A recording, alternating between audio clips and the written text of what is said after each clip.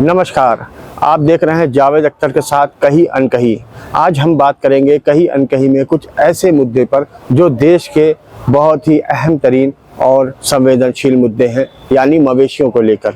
मवेशियों को लेकर हमेशा से राजनीति गर्म रही है। आज हम बात कर रहे हैं देश के एक अहम तरीन और संवेदनशील मुद्दे पर। मुद्दा है मवेशियों को लेकर। मवेशियों को लेकर देश में राजनीति हमेशा से हावी रही है। मैं हूं जावेद अख्तर और आप देख रहे हैं कहीं अनकहीं। कहीं अनकहीं में हम कुछ कहने वाली बातों पर और कुछ अनकही बातों पर बात करेंगे। वो मुद्दे जो प्रत्यक्ष रूप से आपके सामने हैं और कुछ ऐसी बातें जो अप्रत्यक्ष रूप से आपके सामने नहीं है। तो बात हम करेंगे सबसे पहले छत्तीसगढ़ की। छत्तीसगढ़ प्रदेश में हमेशा से राजनीति का एक अहम बिंदु मान सकते हैं आप मवेशी यानी गौवंश, गौ माता को लेकर छत्तीसगढ़ बनने के बाद से जो भी सरकारें आई हैं उन्होंने इसको एक राजनीतिक हथकंडे के रूप में अपनाया है। ये उनको कई बार लाभ भी पहुंचा चुके हैं। इसके माध्यम से कई सारी राजनीति चलती रहती है, राजनीतिक बयान होते हैं, राजनीतिक सरगर्मियां होती हैं और ये मुद्दा अहम तरीन बन जाता है। अब जब इतने अहम तरीन मुद्दे पर बात हो और उन मवेशियों का ध्यान अगर सरकार न रख पाए, शासन न रख पाए, प्रशासन न रख पाए, तो इस पर सवाल उठना सबसे पहली जवाबदारी हो जाती है।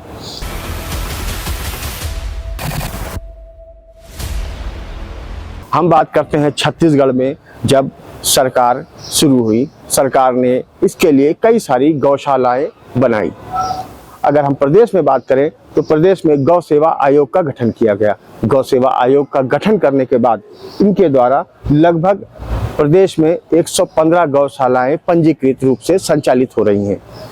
इन गौशालाओं में सबसे अहम हो जाता है कि उन मवेशियों को रखा जाता है और उनके लिए चारे की व्यवस्था की जाती है। इन गौशालाओं को प्रत्येक वर्ष लगभग 20 लाख रुपए का अनुदान प्राप्त होता है। अगर इतना बड़ा अनुदान देने के बाद भी गांवों में, शहरों में अगर गौवंश, गौ माता और मवेशी आवारा घूम रहे हों तो सवाल बहुत बड़ा हो जाता है। क्यों हो जाता है? इसकी एक वानगी देखिए। आप आज की वर्तमान में आज किसी भी शहर, किसी भी गांव, किसी भी गली, किसी भी मोहल्ले, किसी भी चौक, किसी भी चौराहे पर आप चले जाइए, आपको इन आवारा मवेशियों का जमघट आपको दिखेगा। ये जमघट क्यों लग रहा है? अगर सरकारें मवेशियों को लेकर संवेदनशील है, समर्पित है, उनको संरक्षित करने की बात करती है, उनके लिए कई सारे गौशालाएं बनाती हैं, उसके लिए योजनाएं बनाती हैं, उनके लिए कई सारे समूह बनाए जाते हैं, स्व सहायता समूह बनाए जाते हैं, NGOs बनाए जाते हैं, सर्वे कराए जाते हैं, तो उसके बाद भी ये मवेशी आवारा क्यों घूम रहे हैं? ये सवाल सरकार पर खड़ा होता है, प्रशासन पर खड़ा होता है, उन योजनाओं पर खड़ा होता है, उन अनुदान पर खड़ा होता है। तो इसका जवाब कौन देगा? इसका जवाब दे कौन होगा? इस पर भी आपको सोचना होगा। चलिए, बहरहाल हम बात करते हैं। जब सरकारें इन गौशालाओं को संचालित करा रही थी, उसके बाद पूर्ववर्ती जब 2018 में सरकार का परिवर्तन हुआ और लगभग 15 साल के बाद सरकार बदली है, तो नई सरकार जो आई, यानी पूर्व की कांग्रेस सरकार ने 2020 जुलाई में गौठान योजना का शुभारंभ किया। गौठान योजना के तहत प्रथम चरण में लगभग 4082 गौठान को चिन्हांकित कर निर्मित किया।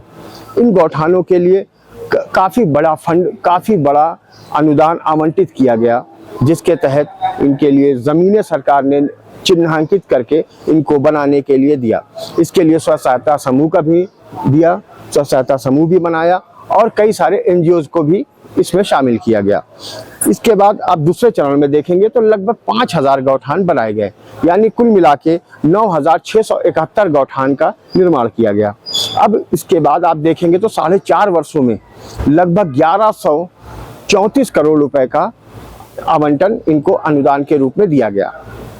इसमें एक खास बात थी, गौठानों में इन मवेशियों को रखने की एक समुचित व्यवस्था की गई। साथ ही इसमें विशेष रूप से सूखा चारा और हरा चारा दोनों की व्यवस्था अलग अलग की गई।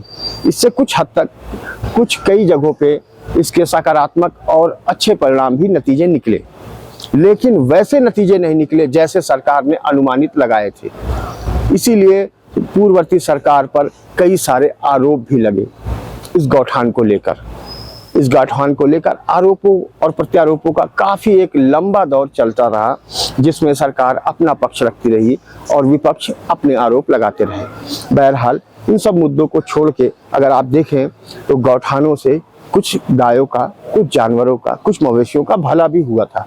वो जानवर जो घूम रहे थे, सड़कों पर घूम रहे थे, गलियों में घूम रहे थे, गांव के खेत खलिहानों को नुकसान पहुंचा रहे थे, उनको एक समुचित जगह पे जगह उपलब्ध कराई गई।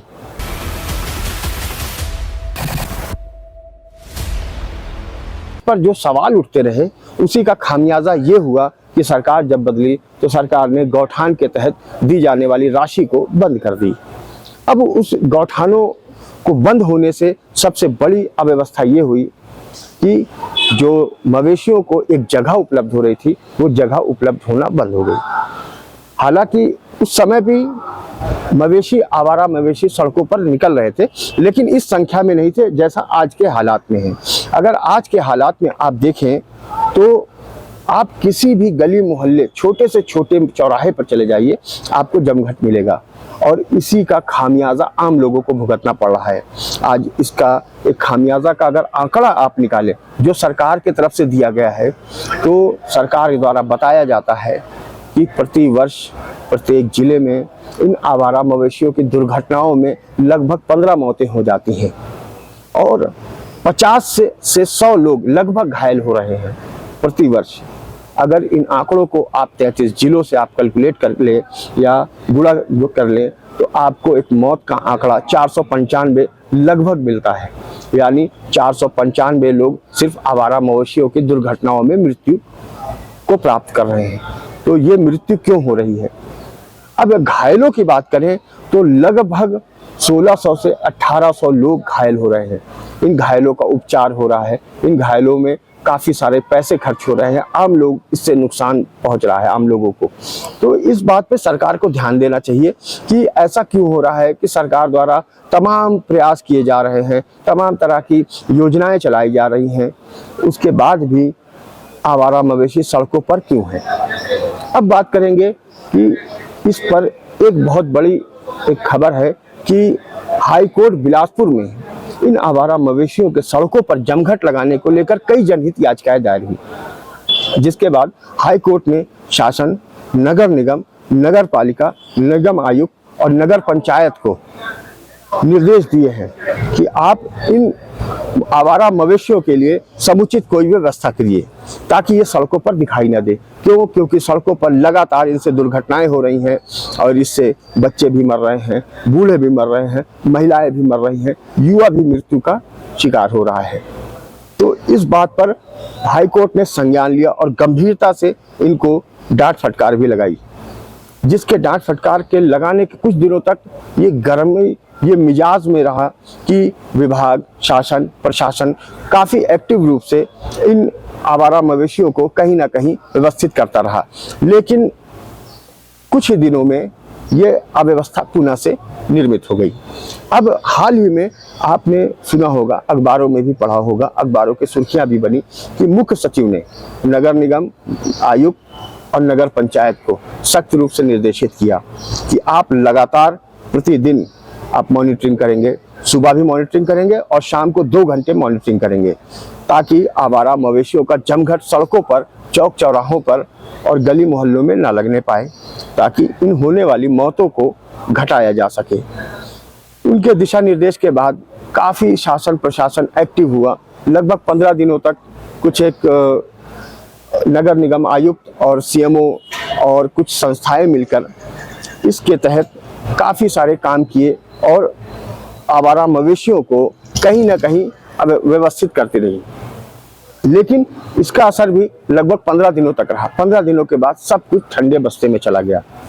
आज अगर वर्तमान में देखें तो नगर पालिका, नगर निगम या नगर पंचायत अपने कैचर विभाग से लगातार इनको कहीं ना कहीं से उठा रही है, इनको ले जाकर कहीं ना कहीं व्यवस्थित कर रही है।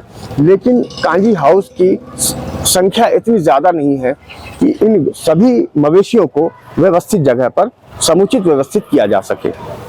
तो इसीलिए इस पर भी सवाल उठता है कि सरकार अगर वाकई में गौ माताओं के, गौवंशों के और मवेशियों के प्रति समर्पित है, गंभीर है, तो उनको समुचित फंड मुहैया कराया जाना चाहिए ताकि इस पर सही तरीके से कार्रवाई हो सके।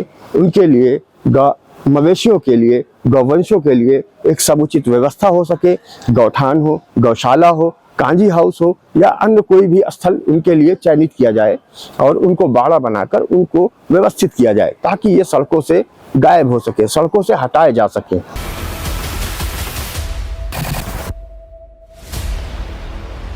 जब तक ये सड़कों पर हैं, ये हादसे होते रहेंगे, ये मौतें होती रहेंगी।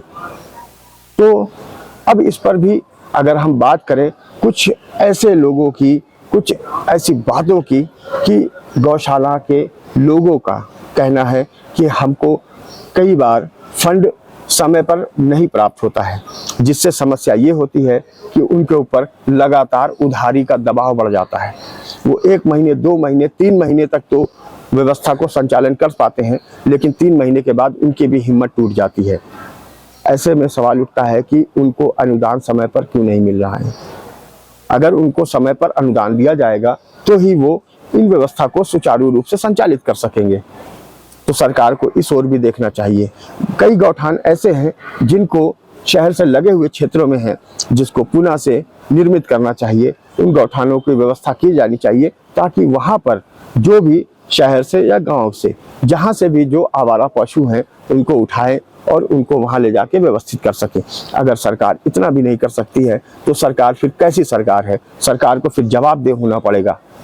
सरकार से लगातार ये सवाल उठेंगे, सरकार की कार्रवाई पर, सरकार की कार्यशैली पर, सरकार की कार्यप्रणाली पर और प्रशासन पर भी ये सवाल उठेगा कि इतना सब कुछ होने के बाद भी, हाईकोर्ट की फटकार के बाद भी, मुख्य सचिव के दिशा निर्देश के बाद भी ये गाय, ये आवारा मवेशी सड़कों पर क्यों व्यवस्थित होकर बैठ रहे हैं, क्यों जमघट लगा रहे हैं, क्यों इनसे मौतें हो रही हैं? इसका जवाबदेह कौन होगा?